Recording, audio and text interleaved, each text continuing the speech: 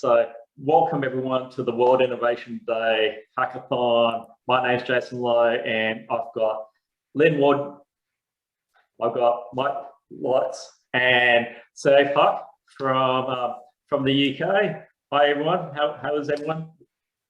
Good, thanks, Jason. Good, thank you. Great, Jason. Fantastic. So this session that we've got tonight, wherever you are globally, try not to be too time zone specific. We are looking at the challenge one and trying to give people a bit more information around what the challenge is and what is the thinking behind that. So if you've got any questions, please put them in the Q&A. We will be monitoring them. We will answer them if we can live, and if we can't, we will actually try to answer them into Discord as well. So the recording will go there as well. So let's kick this off. So in terms of challenge one of the things I'll do is we did actually show the there was the challenge statement that was actually brought up on screen and shared as part of the Discord channel. So I'm just going to share that up on screen. Actually, that's number 2. So challenge one. This is where we are, tech for good. And 3 keywords that were actually provided as part of the sneak peek beforehand, part of the graphic: open data, partnerships, and public good. And I think one of the things that we sort of worked through, so there was a team of people that we brought together to actually look at this. And one of the things is this year's World Creativity and Innovation Day, the theme is collaboration. And why not accentuate that when to look at SDG 17 and focus on those partnerships. So that's the key thing that we're looking for as part of this challenge. So great tech, but a lot of the times with the tech, you need these partnerships around how do they share information, how do they collaborate, how do they create that accountability and that model of partnership such that we can actually solve these great, big, audacious goals that we have around the SDGs. So, Lynn, before we go into some of the actual specific backgrounds, we got the bonus point structure. So, walk us through what does that really mean for everyone? So for all of the challenges, there is a couple of bonus points. For challenge 1, which is the tech for good, if you choose to, and we'd encourage you to do so, if you use Oracle Apex as part of your solution, there's 2 extra bonus points. And so it's kind of like, that probably puts you ahead of the pack. It's super easy to get started. We've given you all of the links, and there's quite a lot of Oracle mentors around on the weekend. We can get you space set up right now. You can do that straight after this call. It takes literally a couple of minutes. I did it the other day myself, and I'm not a tech. So if I can do it, anyone can do it. And it's 2 bonus points. Who wouldn't do it? And also, there's one thing in your kit bag that you don't really have to think about. Super easy to use and really, really quite relevant for this hackathon. There's been a couple of examples posted in Discord by Radhika, who's one of our mentors as well. And she's been using Apex to work on some solutions for the Commonwealth that she's engaged in. And it's incredible what can be done in a very short amount of time in someone's spare time, maybe on half a weekend. So I'd encourage you to do that. The other thing is, if you use any of the other sponsors, I think you get a bonus point, 1 extra bonus point. So there could be 3 points up to grabs. So yeah, really worth, don't miss out on those sort of bonus points. But probably more importantly, it's actually really cool tech and really easy, and will provide a great foundation for you. And probably just so that Jason doesn't, there's a little background and user stories in this document as well, but really read the challenge statement and make sure you address the challenge statement and don't get carried away somewhere else, because that will differentiate you from everybody else when you're coming to, when we've got hundreds of submissions. Yeah, you want to be at the top. Yeah, definitely so. And I think the judging will be using this as a criteria to say, there are, as part of the judging criteria, there are 10 points that aligns. How do you align to the challenge statement? So make sure in terms of what you're doing here, that you are aligning to that SDG 17, which is around those global partnerships. From an Oracle perspective, where we're looking at our mission statement, which is really about seeing data differently in different ways, discovering insights and unlocking endless possibilities, and hence this is why we do these kind of events such as this. And when you consider that, then the one SDG target that really resonated with us was around really encouraging the public, private and civil society collaboration and partnerships, but then making sure that we resource that and enable that with data, monitoring and accountability. So what that means is these partnerships don't work by themselves. They're not just handshakes that people make to actually get things done. There are, especially from a digital perspective, there are systems, there is data, but then there are the policies behind how do they work together as an ecosystem. And that's where we see definitely our lens of SDG 17 really focusing on. And this is where we came up with talking through, and this is why we've got Mike and Sav here, where some of the examples that we've put in here really come from not just us thinking about it, they actually come from personal experiences. So Sav, wouldn't mind just handing over to you in a couple of questions there. Tell us about yourself and part of the journey, and maybe elaborate a little bit more about just highlighting the conversation we had that even kicked us off, you coming to the panel and you sharing your experiences. You can stop sharing now too. Yeah. Thanks. Okay, excellent. Thank you, Jason. Those who don't know me, I'm Saif Haq. I'm based in London. I'm a technology program manager working for financial companies. But in today's discussion, I'm not representing my work as from my company. I'm representing myself as a small disclaimer. Basically, this is today we are going to talk about from my experience of getting involved in some form of kind of a rescue operations of the students who got trapped as soon as the war kind of started in Ukraine. Towards the beginning of the year, when we all, the rest of the world was listening to the news and the dire consequences of the war, nobody had believed that actually the war will happen. And I knew that my niece, along with thousands of other students from India and rest of the world, are actually studying in Ukraine.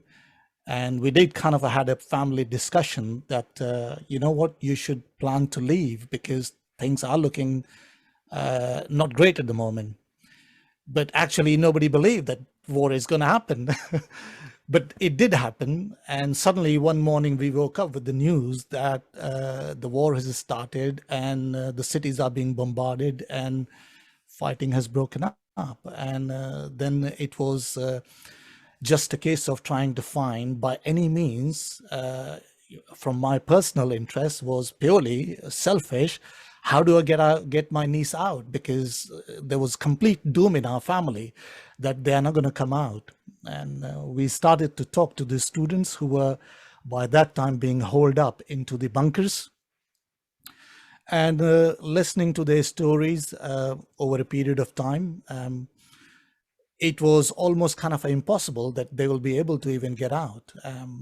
So that kind of led me to look into all sorts of resources sitting here in London, trying to find out what could possibly be done for these people to get out. Because in the first few days and the weeks of war, there was absolutely no way any help could have been made available to these students' doorstep to ask them that here is a car and you go out and exit from here, you know. It was just impossible. But then, you know, that led me to look into various resources, social media. You know, there was abundant people talking. The challenges were numerous, you know, because there was a language challenge. I had to look into social media accounts who were discussing purely in Ukrainian language. or on the other hand, the language of the neighboring countries. The Poland was slightly better for me because the Polish channels were talking a lot in English. There were some channels being used by people in Ukraine who were themselves trying to flee from the war zones. Partially they was using English, and partially they were, most of the time they were using Ukrainian. But thankfully the technology was there for assistance. I was able to, read the messages and make some sense of what actually is going on the ground, to be able to advise the students to do the right things. The danger was that if I actually advised incorrectly to them, then somebody could lose their lives, basically. So it was entirely by having a conversation two-way, that you tell me what you see, you tell us what the situation is, and then I'll probably help you to understand what the possible things you can actually do to help yourself get out. Because there was no government machinery at that time, either from Ukraine or from Poland or even from India or from any other part of the world who could actually go to the assistance of these people. So say if when you talk about that, there's a couple of things that we spoke about. Did they even know what to do in those moments of truth, so to speak, right? When you're having those conversations, do they know what to do? What were they feeling in terms of where to go or what decisions to make?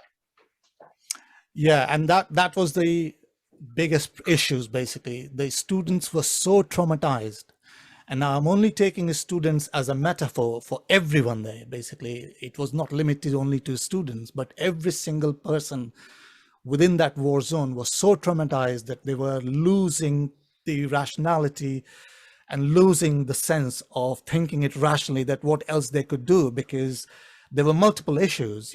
There were power cuts, the food was running scarce, the water wasn't there. There was no kind of a proper hygiene available, because everyone was ushered into small bunkers. So hundreds of students from different kind of very comfortable otherwise hostels were being ushered into some very cramped spaces within the bunkers, where there was no proper hygiene, and people were literally piling up, and they were sharing videos with us that what the conditions were actually. So they really didn't know, that even if they tried to get out of their homes or their hostels, where would they go? Because they were cut off of the communication channels whilst they were in the bunker, and they wouldn't really know, apart from the noises of the bombs and the fighting that was going on. They just couldn't make it that what would we do if we get out, basically. So, and that's where I thought that probably I could add some value by advising them that, okay, think in this way, that if you first of all get out, what would you see on the roads? If you're seeing fighting, then do not dare to even step out one more step. But try and communicate with your university authorities, who could help you to communicate with your army commanders, who would tell you what the situation is. And would they allow you to get through the checkpost to get to a station, maybe where the trains are possibly still running, get to a bus stand where possibly the buses are still being arranged to evacuate you people. So it was these kind of a conversation that I was having with these students, basically. Yeah. So a lot seems to be happening in that space. And you sort of mentioned, I just want to reiterate, what did you see being that biggest concern that you were seeing within that short period of time? Yeah, so I think the biggest concern was, how to exit, first of all. And once they have kind of exited their station, wherever they were based, then either safely reach to the train station. Once they are into the train station, that the next goal was, that where do they get from there? There are a number of neighboring countries, where do they go? And by default, the whole crowd was heading towards Poland. But that very soon, within a week's time, it started to present a counter kind of issues, that if almost 5 million people are heading the Polish borders, then it creates a huge logistic issue. And it did create a huge logistic issue that people were stuck at the Polish borders in a very dire state, basically. So the immediate concerns for them was that, okay, where do they go next? If the Poland is not a possibility, could they also go to other countries? And the safety was the main criteria, basically. How could they actually reach a neighboring country or a border where they could safely cross the border and then decide where do they go next? In the context of the all the Ukrainians now, 5.3 million refugees, their immediate concern is now, again, similar. First of all, safety. How do they actually cross the border? And as soon as they have crossed the border, where do they go from there? Shelter, hygiene. They've got children, very young children.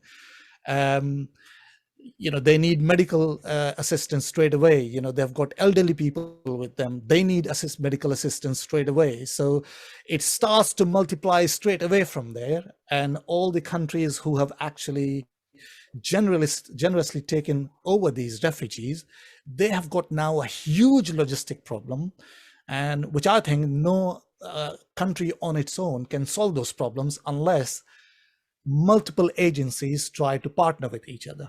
Yep.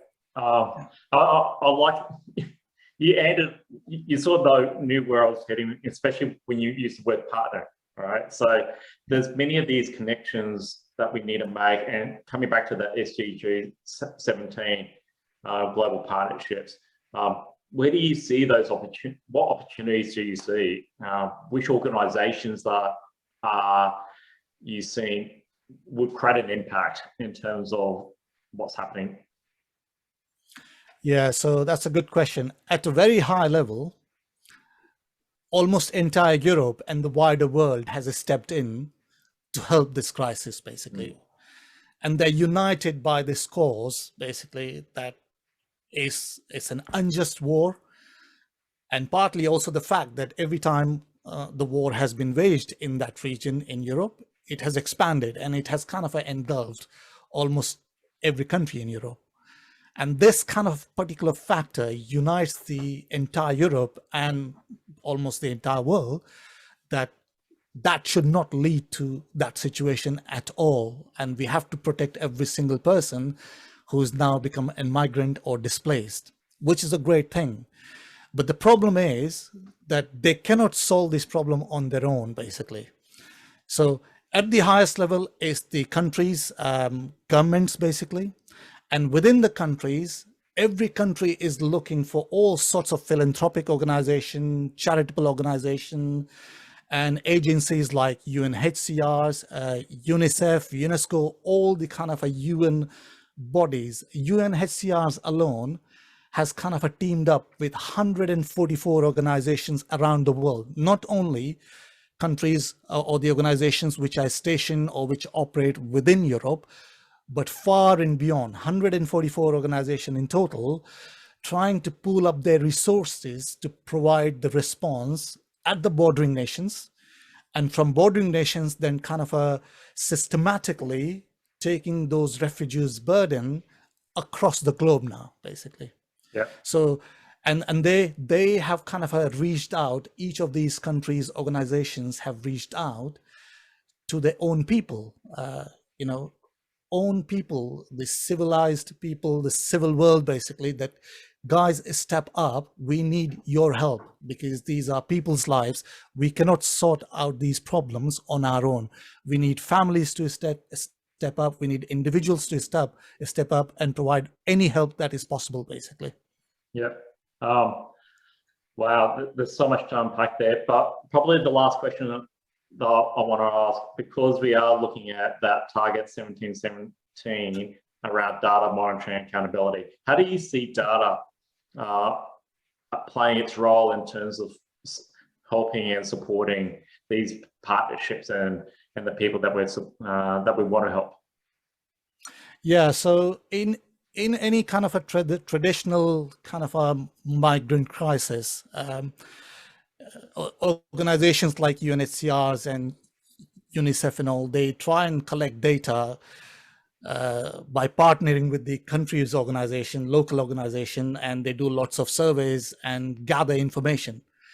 But that is a very different way of collecting data, and that has not been very effective to manage this kind of a situation. The most reliable data source is actually the big data. And the big data is coming from three kind of typical sources. One is obviously the social media, where all the immigrants are seeking help.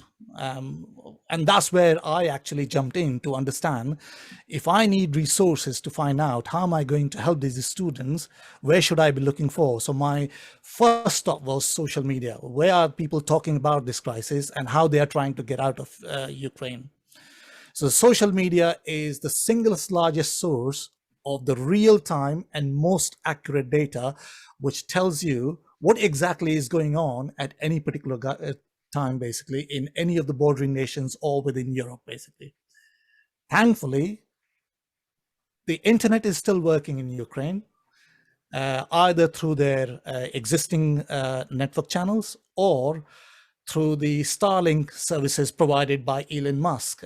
Again, the use of technology to continue generating this big data, and which is most reliable at the moment. The other channels obviously are again kind of a big data, is that people are messaging, text messaging each other, people are calling each other.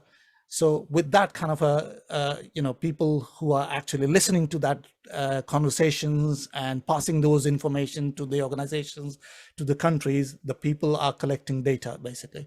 So that's the most reliable data you can actually go. So there's a huge potential of looking into the data and then looking into these sources which are being consumed by the organizations like UNHCR and all those 144 partner countries, and then try to leverage that data to find solutions for the specific problems which is being presented there. Cool. So definitely something for people that are really interested in challenge one to actually tackle. There is a question in the chat. I wouldn't mind just if you had a quick look at that. If you feel comfortable answering that, great. If not, then we can take that on board and answer that in Discord appropriately. Lynn, based on time and those kind of things, I do want to actually come to you in terms of... That's all right, Jason. This is great conversation with Steve. Yeah, so tell us about you in terms of the organizations that you've worked with, and to come back to the challenge, we really looked at the whole talent, skills, employability in terms of that. So tell us your story and a focus on recruitment. Yeah, so Jason, I've been a long time Oracle partner. Never worked for Oracle until the last year, but back in my days from the UK and London, getting recruited in the pub by an Aussie. All the way to building businesses in Australia, and our last business that we built was a business called Prime Q, where we took a bit of a punt on the Oracle technology and its advancement, and all worked out pretty well. And the biggest part of that was recruitment and finding people that were just good at what they did. And the incredible thing that we did in that was, in less than 2.5 years, we grew to 160 people, and we paid one recruitment fee, which was amazing, right? And you go, well, how did you do that? And that was a combination of a network where we knew people and people that I'd worked with. But one of the most amazing things was the young talent that we found in Adelaide. So we set up Adelaide as our hub for education and managed services. But we needed a lower cost base, and how did we build that? And we went to some of the unis down there, and we created some partnerships. And I don't know what it is. There must be something in the water down there. But geez, we found some incredible young talent. And that was just through talking to people, going to the unis, networking in the unis saying, listen, here's some young talent that had finished. And I just watch some of them now at the moment, and the jobs that they're getting, you know, because they since then they've left and they've started new careers, and it's phenomenal. So you know, I've had an amazing career in Oracle, but in our days in Prime Q, and then we became part of Accenture, you know, finding that young talent was so hard. But then working through the universities and working with the universities and working with the government, you know, and getting these young talent put forward and putting them through sort of a program, and then going, you know, picking the ones that came out of that excelled, was phenomenal to our business. It was amazing. And the most amazing thing with the graduates that we were picking up is that they picked up cloud so quickly. You know, the older guys we had and the older girls we had, you know, they were still thinking the old way. And we brought in this young new talent, and they were just so clever and so quick that the way they picked it up was just phenomenal. Amazing stuff. So yeah, been a, you know, for all the young talent out there, and it's just, there's the opportunities at the moment are amazing. So here's something that I challenge, right? So this is my 7th Hackmakers Hackathon over like the last couple of years. Being in there and trying to be as visible and helping as many people as we can. There is the tale of what happens after. So I do get reached out to, okay, internships and opportunities to do graduates. Now, is this, I find it difficult because not everyone has that opportunity, right? So where is that? How do you create? Where do you find these people, and are the opportunities easy to get to? I know you've done something there, but is it systematic? Is that something that is across all these businesses? Yeah, I mean, you know, we were a smaller business then, and you know, we had some people in Adelaide that they were well connected in the community down there, so that was a bit easier. But you take something like Accenture, you know, they've got phenomenal graduate programs, and you know, the way they run those, and you know, all the other big companies too. It's pretty hard to get into them though, and I think if you've got a connection or a way in, or you know someone, that always makes it easier. But they're always looking for good talent. You know, and I can only talk really Accenture because I know them, and KPMG, PwC, Deloitte, DXC, they've all got very similar programs that they run. But getting into those graduate programs is amazing. What they do for the students, how they train them, the opportunities they give them to work in different areas of the business. You know, the tricky part is getting in there though. Yeah. You know, and I always find that, you know, if you knew someone and you got referred, I always liked that. Yeah. You know, that you know, someone said, hey, Mike, talk to this person, and you know, they're great, they're a young talent, or even an old talent. It doesn't really matter the way you got referred. So you know, that's the good thing, is getting into the network, getting into the community, working in that is amazing. I think there's a question there from Joanna around, you know, looking at overseas talent. Yeah, absolutely. We in a previous company before that, in Perth, what we did is we got ourselves the visas through the government that would allow us to recruit foreign people. And there's an incredible amount of talent in Oracle. And again, I don't know what it was about the Philippines, but there were a lot of people out there that had amazing skills. And we had won a project in Western Australia with the government with Oracle, and we needed a lot of people. And someone just said to me, talk to this person in the Philippines, and spoke to them, and this guy, Chris, and he was amazing. And I said, wow, what a skill. And then I hired him, and then he said, Mike, I've got a bunch of mates. And I eventually called them the Filipino Mafia, because they came over and they were so good at what they did. And I worked with them for many years, and they just kept saying, listen, I've got good friends, and my son's, daughter has just finished school, and it was just amazing. So, Joanna, your question there, yeah, absolutely. Overseas talent from anywhere at the moment. We in Australia, we look for great talent, and it doesn't matter where you come from. It is an interesting one, and Mike, I'm going off script a little bit here, but understanding that going through the last couple of years, we're even running this hackathon virtually. All right, so in terms of recruitment and even recruiting into specific roles, what does it mean to actually have a remote or even a virtual presence in terms of these kind of roles and responsibilities? How can we potentially unlock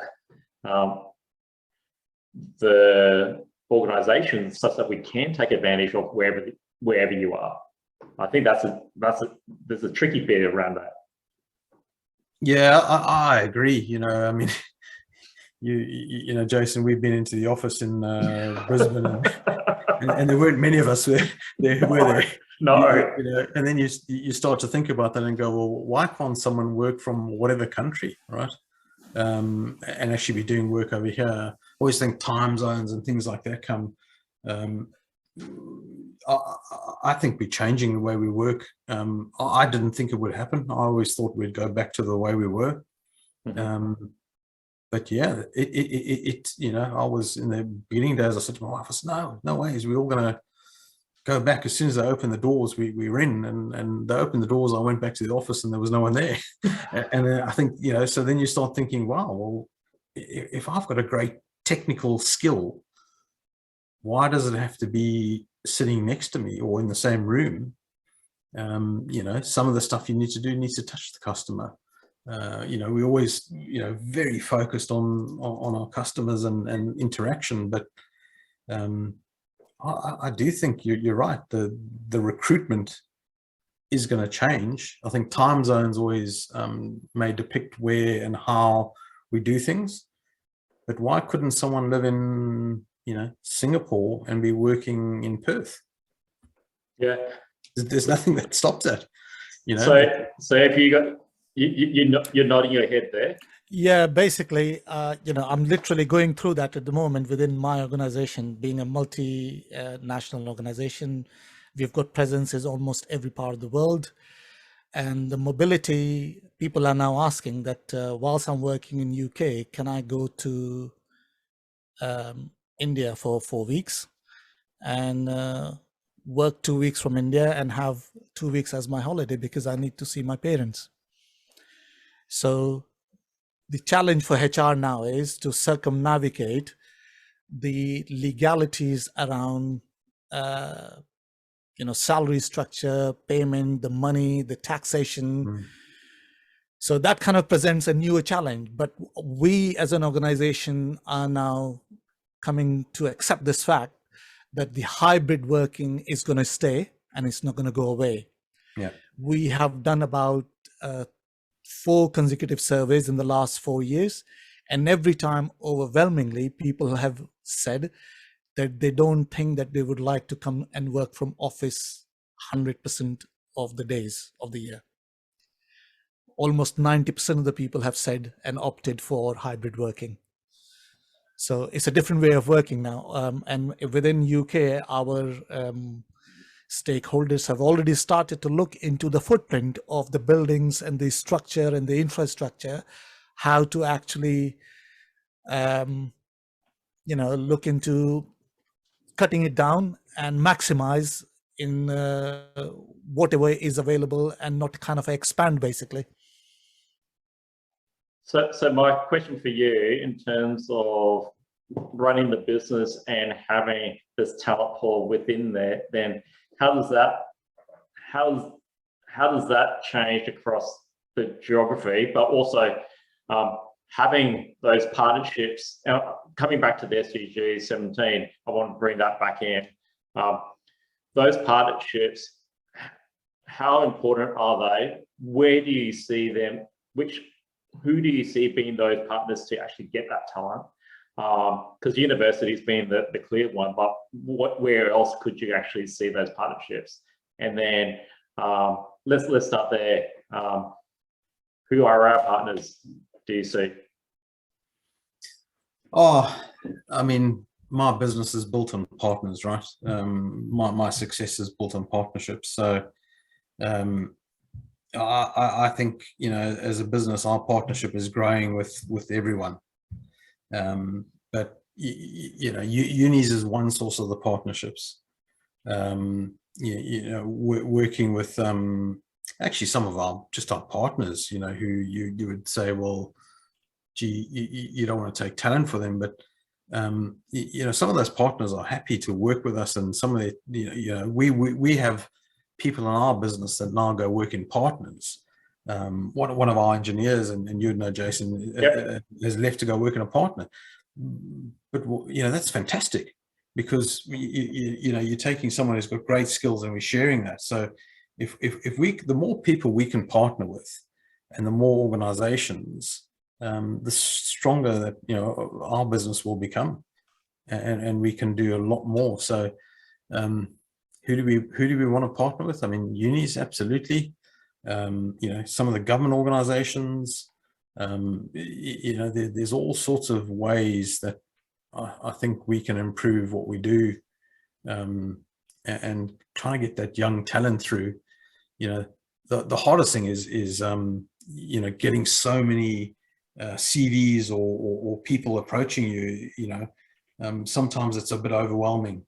So that's the challenge for us, is how do we find those people and then go, you know, come on, you know, take a chance, join us, or we take a chance and get them to, you know, join us as well. Yeah, there's also, I'll probably also pick up maybe a couple of things that you mentioned about visas, work visas, and how do you transfer that working relationship globally.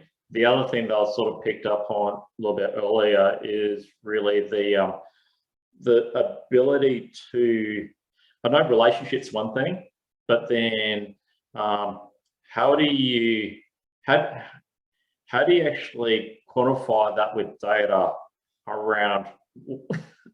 You can't crystal ball everything, but how can you create a better pipeline of understanding who that talent is, and how do you grow that? So do we have any indicators around those things? It's very hard, and I always thought, you know, if someone could build a bit of software that you could like suck a CV in and then read it and reference where they've worked, what they've done, and validate that, just so before I even look at it, I go, yep, they did actually work there, they did actually work there, and get rid of that would be amazing. So if anyone could build that quickly. But that's the hardest thing, and I think probably the one thing that we've always, or I've always done, is referrals, right? And in Adelaide, in our business down there, I think we had, you know, dads and moms. I think we had 6 children, you know, or their graduates working in there, which was really amazing as well, right? But it's hard to get referred as well, especially if you're coming from overseas, you know, and you don't know anyone in the country, and all you're trying to do is get that first break. Yeah. You know, so I think persistence, tenacity, you know, why can't you reach out to someone who's a manager or a director, and just try and talk to them? You know, I never say no to you know, someone on LinkedIn, other than people trying to do marketing. If someone connects and says, I'm trying to do something, then, you know, I'm always open to that. But someone trying to sell you marketing services, well, we got a marketing division, so we don't need that. But the young, you know, I just encourage people to, you know, reach out and talk to us. There's nothing wrong with it, right? A lot of people are happy to help as well, and sponsor and give advice, and it doesn't take a lot. Yeah, I think there is an element of that, and how do we make it easy to? I think the whole purpose here with the partnerships is, how do we make it easier? How do we increase the pipeline of opportunities where we can match skills and match these roles and just make that so much quicker. That's probably where my head's at with these partnerships. So might appreciate your perspective. We do actually have that last one in terms of an example. Lynn, we've sort of spoken about this one for a little while. And even from the previous hackathon where we did look at charity donations from a food supply chain perspective, is another example where partnerships are highly important, don't you think? Yes, I live in an area where there's been quite a lot of natural disaster, and there has been influx of either given goods or need for goods, lots of goods given. Is it always what people need and want at the time, and how do they then, you know, small charities trying to handle an inundation of love and too many products, not the right quality? How do they triage that? How do they give that, not create waste problems, those kinds of issues? And there's all sorts of partnership models that exist. There's a lot of press around. There was countries that were taking people's clothing that people did not want anymore, but it's created huge issues in those countries now where they've got too much and the quality of the clothing is not good. So there's all these sorts of things that I think that partnership models and technology and data insights could start to help. You know, if you were in this hackathon and you could just think about what's happening in your own area and co-opt your entire team to solve a problem that's happening, particularly that you might know about in your area, that you think that if 3 or 4 different organizations were to work together and develop some sort of partnership model and really look at these partnerships and open data and networking and sharing of information, how that might transform and move the needle about what's happening. So I think because I've personally experienced a lot of things in, unfortunately, lots of natural disasters in the last 3 years, I think that I've seen it, and I've seen lots of little new organizations. There's a new organization called Give It, which starts to match given goods with the people who need the goods, rather than just all the goods turning up. Like you just clear out your house and you just take them somewhere expecting that someone, well, surely they must appreciate my secondhand whatever, and they don't. And so I think that that's a really, it's good that people are starting to look at that, but I think we can get a lot further with those sorts of charitable organizations, particularly small ones. And maybe if you're thinking about developing insights or a platform, a mobile app, that you might think about the small players, because they're the ones that are often being run by volunteers. I am a volunteer myself, and I know that if you have access to technology and that it's simple to use and that I could have it on my phone, how much that might transform that group that works in your particular community. Those are, there is obviously the large scale things that Mark has talked about and CF has talked about, but sometimes, solving small problems can have a really strong ripple effect, and it can have a ripple effect in lots of countries as well, because we're often experiencing simpler things. And we found that with the hackathons, when you group people from 5 different countries and they all start talking about what's going on in their particular country and their perspective, it's very interesting to learn. And I would suggest that everybody that's participating, you listen to the people that you've joined with to participate and discuss what's going on in their country, and you look at it from a different viewpoint. And as Jason said, with the last hackathon, we came up with a challenge based on what we were thinking, and what people presented back to us was like mind-blowing, because we were like, oh, we hadn't even thought about it from that perspective. So that's the wonderful thing about a global hackathon and the coming together of people from all over the world.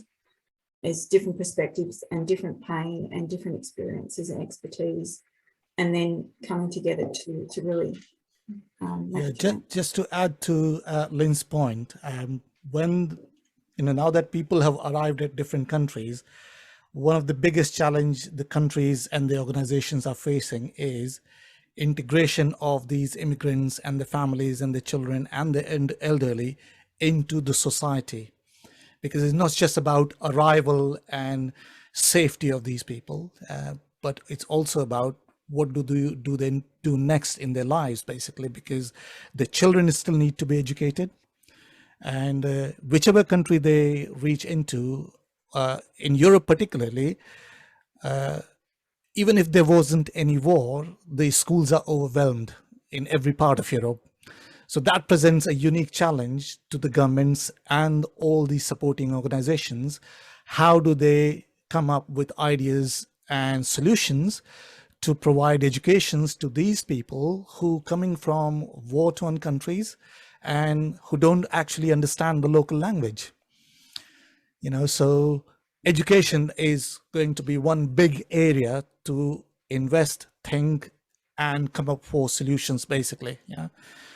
And then people are looking for jobs, because everyone in Ukraine was skilled. They were doing their job. They were living the normal lives as we have been doing today. But as soon as they have now left the countries, their skills would they be able to still advertise their own skills, or would they kind of land up doing any sort of jobs, basically just to earn some money and living and survive, basically? So people are desperately advertising, that I'm really good in this, I'm an IT professional, I'm a media professional, I have worked in films. So if you look into these big data, you will be gobsmacked that how much data is available for people to understand that what sort of skills are abundantly now available, A, to utilize, and B, also to support these kind of migrants, basically. Yeah, and then that leads back into what Mike was talking about, in a way, that these are all interconnected issues. And I know, that this was happening, it was the first thing that people are coming to Australia for family and connections. And the government finally did announce here that they could access all of the same as if they were a resident, which was very, very welcome news. But I think that these are all sorts of little, these problems are things people can solve, and that actually some of them are very interrelated. Yeah, and I think we're almost coming to the end to this, and you sort of brought this into almost like 3 examples that are so interconnected in terms of how do people from a society create these partnerships as a community to help others, and say from that side where these people are needing information to not just from these communities, but governments and different corporates, and then linking that to Mike in terms of some of these employment opportunities and how do we create that space and find those personal connections to build businesses and grow businesses, not just hire people, but grow businesses and do that better. It's a fantastic collection of stories that everyone has shared here. So appreciate the time that people have spent just talking through that, and it's great that we've had some of those questions answered on the way through.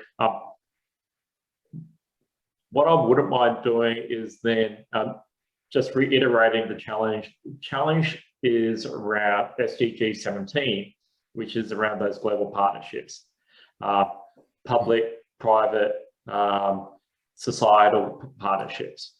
And secondly, in terms of our lens from an Oracle perspective, it's around that target 1717, which is really around reinforcing those partnerships with data monitoring and accountability. So if you're tackling challenge 1, we've got plenty of mentors. Say if you're a mentor this weekend. Yes, indeed, I am. Right, and Lynn, you're here for a lot of the time too. So Mike, I'm not going to put you on the spot, but hey, if there's any questions that people have, I'm happy to send you an email if you don't mind. No, anytime, Jason. Anytime. Okay, cheers, mate. I appreciate that. So we've got people here, but also there's plenty of mentors that can also share their experiences as well. So good luck for the next I can't remember how many hours it is. And next day and a couple of days, two and a half days, I think it is. In 96 hours, Jason. 96 hours. I lose track of time. So appreciate everyone's time. As I said, this is being recorded, so I will stop the recording and then share that so everyone can actually get access to this. So thank you for everyone for sharing their time with us. On to the next webinar, and see you soon over the weekend. Thank you everyone for sharing joining. your stories. Thank you. Thank you. Thanks, Thank you. Steve. That was Thank you. amazing. Bye, Jason. Cheers. Bye.